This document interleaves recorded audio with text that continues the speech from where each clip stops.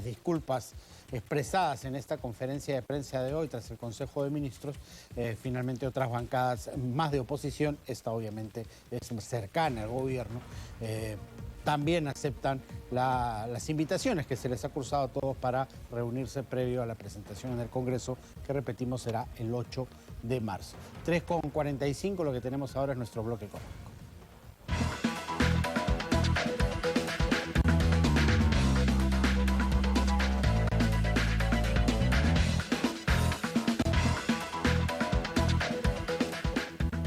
Atención, porque según las estimaciones del Banco Central de Reserva, la inflación para los últimos meses del año caerá a 3%, 3% que ya nos pone dentro de los límites. En esta coyuntura de pandemia, la inflación terminó disparándose y excediendo los límites. El Banco Central de Reserva, entre sus misiones macro, tiene el control de la inflación, que no debe ser ni menor de 1% ni mayor de 3% anual. Esto se había sobrepasado, repetimos, en esta coyuntura de pandemia. Vamos a conversar sobre este tema con César Fuentes, director de la Maestría de Gestión Pública de ESAN, para que nos explique cuáles son las consecuencias prácticas de este anuncio que ha hecho el propio Banco Central de Reserva. ¿Cómo está, César? Muy buenas tardes. Muy buenas tardes, encantado. Que la inflación en los próximos meses esté proyectada para alrededor del 3%, ¿qué significa en términos prácticos para el ciudadano de a pie? Bueno, para el ciudadano de a pie significa que su salario va a tener 3% más de lo que tiene ahora en términos de capacidad de poder de compra. Acordémonos que la inflación a diciembre del año 2021 bordeó el poquito más del 6%.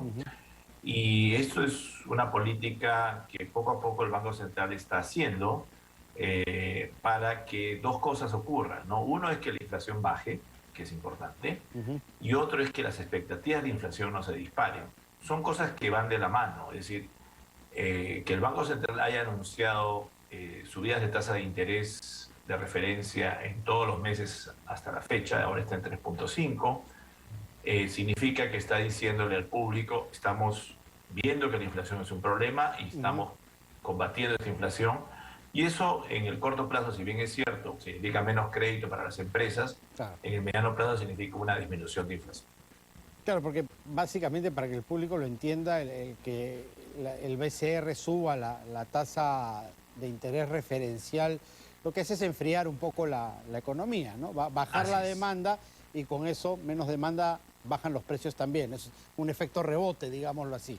Así es, el efecto rebote, y hay que hacerlo no puede ser tampoco tan intensa el término de subida de tasa de interés, porque puede llevar pues a un tema de recesión. Son esas movidas de cirujano que tienen que hacer en el BCR, ¿no?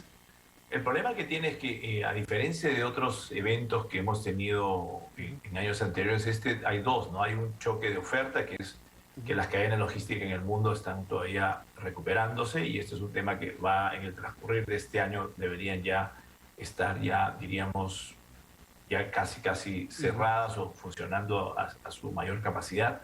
Y por otro lado es que el año pasado la economía creció un 13%, entonces ha habido un enorme incremento de capacidad de poder de compra en mucha gente, y esto está repercutiendo en la subida de precios. Pero esto lógicamente afecta especialmente a los más pobres, porque si uno ve los rubros, lo que más ha subido en general ha sido alimentos y bebidas, que es lo que afecta generalmente a la gente de menores recursos, ¿no? Acordémonos que casi 38% de la canasta de Lima hoy día es alimentos y bebidas fuera y dentro del hogar, y esto es lo que más ha crecido en promedio en el último año.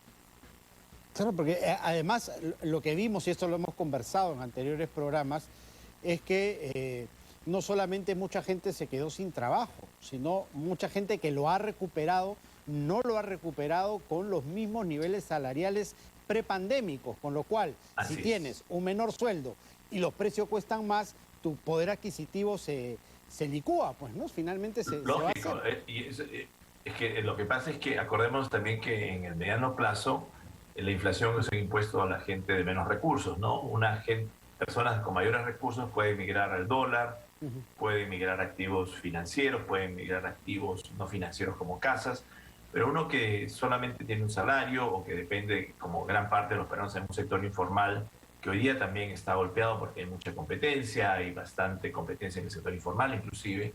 Eso significa pues que una mayor inflación golpea directamente el bolsillo de personas que viven fundamentalmente de efectivo y que no tienen pues acceso a líneas de crédito o tienen salarios que, como efectivamente señalas, se han reducido, especialmente en el área de servicios. Vemos que hay una reducción muy grande en todo lo que tiene que ver con servicios, especialmente sectores como restaurantes, entretenimiento, que hoy lamentablemente son sectores que todavía no se recuperan de los niveles prepandemia.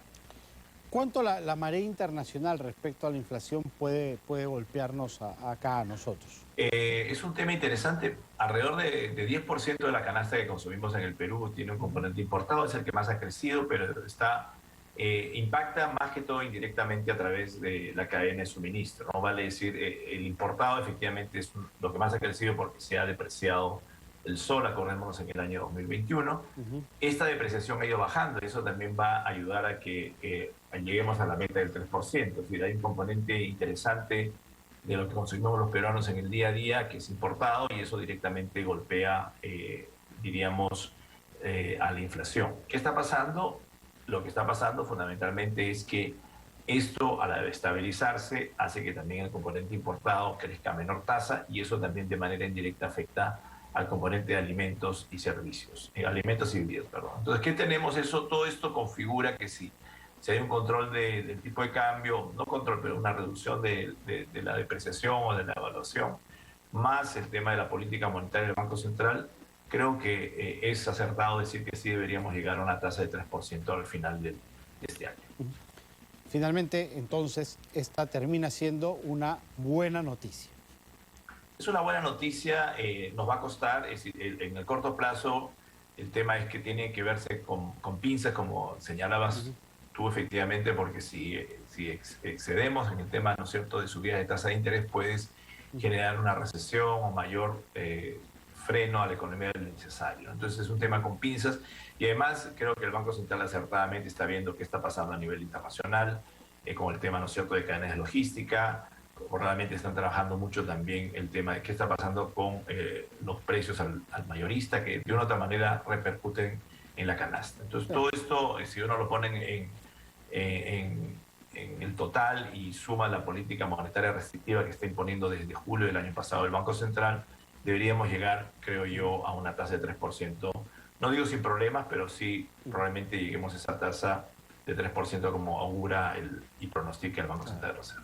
Felizmente en el BCR, a diferencia de otros sectores de la administración pública, sí pues tenemos gente capacitada, calificada, que sabe justamente mucho de este manejo y lo hace con responsabilidad. Así es, ¿no? Y un tema interesante, bueno, el Banco Central desde hace alrededor de 50 años tiene este curso famoso, el curso de verano, antes se llamaba curso de verano, tiene diversos nombres, pero lo que ha hecho en los últimos 40 años es generar, ¿no es cierto?, una meritocracia que es importante y que es un ejemplo que creo que tiene que también darse en todo el sector público, ¿no? Instituciones como el Banco Central, las reguladoras ya tienen este modelo que debe expandirse pues a toda la administración pública y los resultados los vemos ahí, ¿no? Un grupo de economistas y de técnicos que pueden dar respuesta a un problema de inflación que tenemos hoy. Perfecto, César, un placer como siempre. Encantado. Muchísimas gracias. César Fuentes, director de la Maestría de Gestión Pública de SAN, ha estado con nosotros. Cerramos así nuestro bloque económico.